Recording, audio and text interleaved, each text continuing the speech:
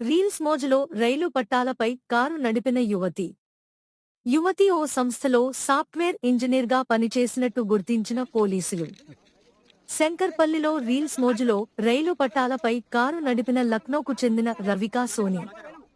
కారును ఆపిన అధికారులపై ఆయుధం చూపుతూ భయాందోళనకు గురిచేసిన యువతి. హైదరాబాద్లో ఓ సంస్థలో సాఫ్ట్వేర్ ఇంజనీర్గా పనిచేసిన రవికా సోని. ఇటీవల రవికా సోనిని ఉద్యోగం నుండి తొలగించిన సంస్థ. యువతి మతిస్థిమితం కోల్పోయిందా లేదా డ్రగ్స్ తీసుకుందా అనే కోణంలో విచారిస్తున్న పోలీసులు.